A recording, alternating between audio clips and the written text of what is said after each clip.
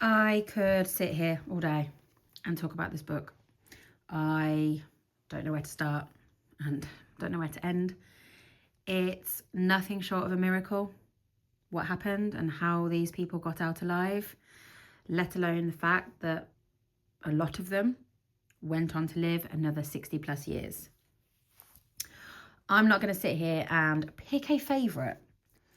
They are all full of horror.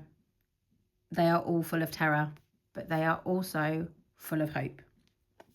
Some struck me harder than others, and I genuinely had to put the book down and walk away. This is reality. This is non-fiction. Whilst it is so hard to imagine what they went through, the sheer fact is it happened. These were real people, real Jewish people, men, women, and children. I am a Jewish woman, a real Jewish woman. I am also a Jewish mother. This would have been me. I would have had to make that decision whether to tell my child to try to survive or to prepare for death and do what I could for him. The fact that there were children thrown out of moving carriages at even the slightest hint of survival. Other instances, parents were telling their children to lie about their age to avoid death. Mothers were forced to do whatever they could to give their child a fighting chance, or take the pain away before it began. That is a decision no mother, no human should ever have to face. It goes beyond words. It's incomprehensible to imagine.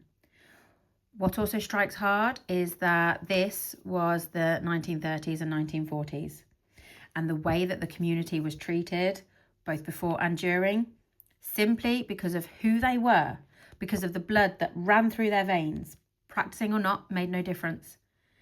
It is an absolute reflection of what is happening today in 2026. That's what, 80, 90 years later? In this world, now, today, our only crime, being Jewish. Never again, 2 words often spoken, but in reality, has anything truly changed? That is something that we have to sit with every single day. But through it all, through this book, through the Jewish people, the resilience and strength shown goes beyond words. No matter what is thrown our way, we live in hope. And that is what this book is all about.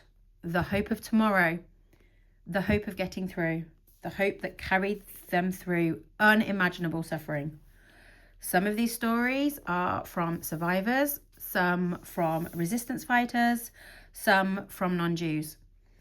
There's Otto Frank, there's Anne Frank, there's Tova Friedman, the 5-year-old who was told by her mother to bury herself under a pile of corpses and to keep her head positioned just enough to breathe in order to survive.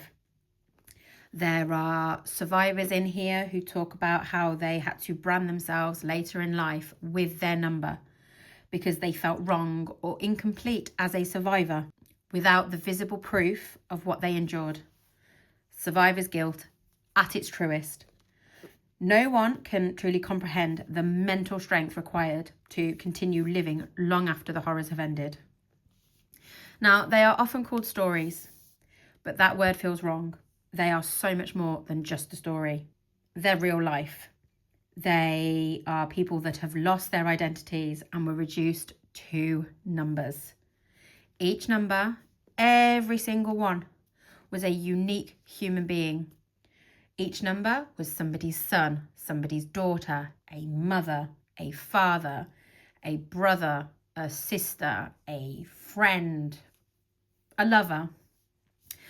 This is a collection of life experiences that shows the world that despite the horror and the trauma that so many endured, including all of the nightmares that followed long after, Jewish people will always hold on to hope. There's one in here, Eli Wiesel. He is a survivor, and he wrote a trilogy of memoirs, Night, Dawn and Day, And his explanation for these titles is that it represents a movement from darkness to light, which also reflects the idea in Jewish tradition that a new day begins in the evening. Reading this is not easy, it's harrowing. You know, there are fleeting moments of hope, but hundreds more of despair. Auschwitz, alongside all of the camps, will always be a place of death, silence, and of pure evil. But the Jewish people are a beacon of light, of hope, courage, and the enduring strength of humanity. You try to dehumanize and eliminate an entire community. You failed. Each story that I read was a story of hope.